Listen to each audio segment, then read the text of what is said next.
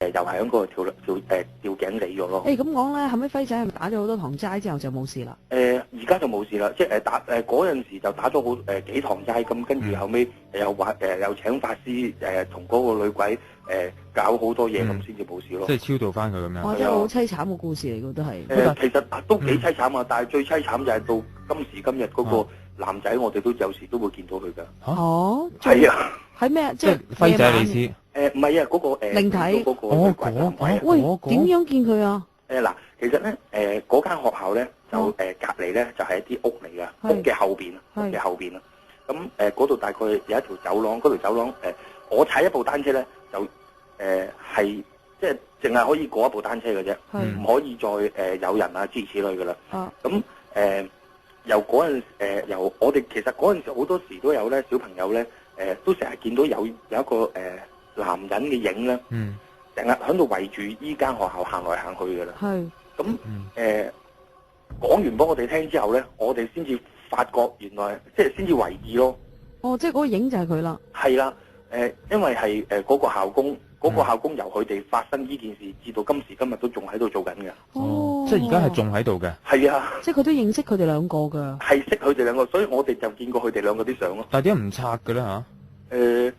會唔會嗰個女鬼咧？其實咧就嗰間學校，你話唔拆嘅意思係嗰間學校啊？係。嗰間學校到今時今日都仲教緊嘅。仲有㗎。但係如果咁講嘅話，譬如話學校嗰方面啊，或者其實佢哋嘅家屬有冇特登嚟打齋超度，即係令到佢哋亡魂可以即係個安息啊？係咯。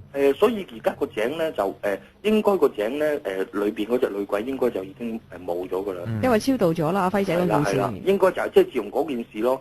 但係個男鬼咧就到今時今日都淨係喺度遊來遊去咯。其實應該同佢家人講下，即係應該做翻啲嘢喎。其實我所知咧就呢一家人咧其實都係有同佢做過啲嘢嘅，但係佢都仲要喺度圍來圍去嘅。會唔會係個靈體根本揾唔到佢中意嗰個？或者佢唔知喺邊度啦。佢自己都唔知嘅地方。我相信會係咁咯。但係即係最奇怪嘅就係我哋即係好似我翻屋企嘅時候咧，就必定要經呢條走廊。係。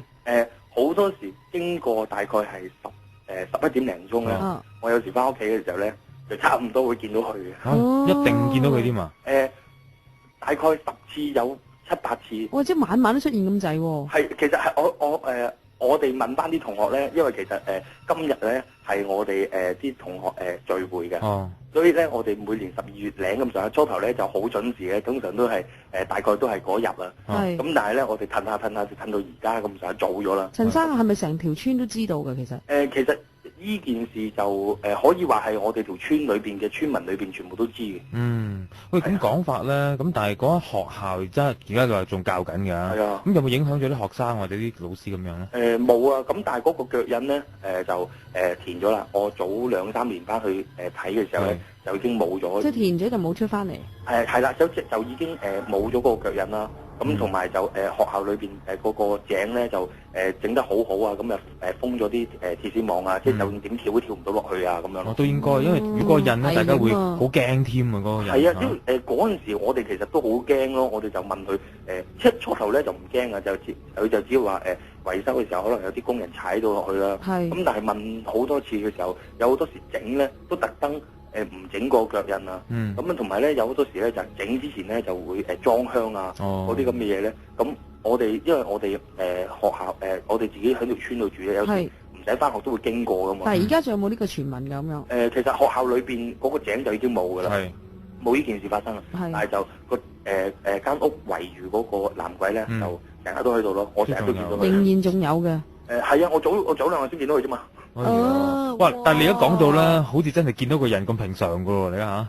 基本上你都已經係習以為常。見慣咗，即係好似有一次咁樣好多年啦。嗰陣時就我踩緊嘅單車一路行緊，我就好奇怪，點解我踩單車我都唔慢嘅，你又會慢得過一個人？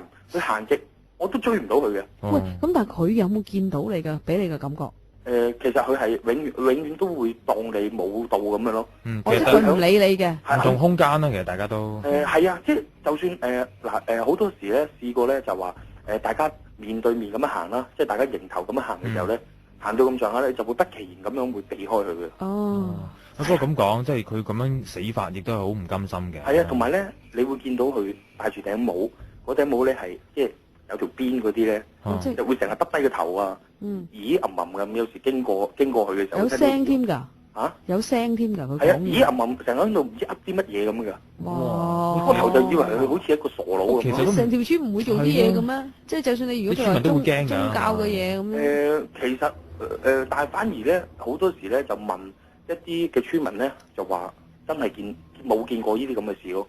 但係就知道有件咁嘅事咯。但係我哋問翻啲同學咧，即係我哋每年出嚟食飯嘅時候，都會攞翻呢件事出嚟講。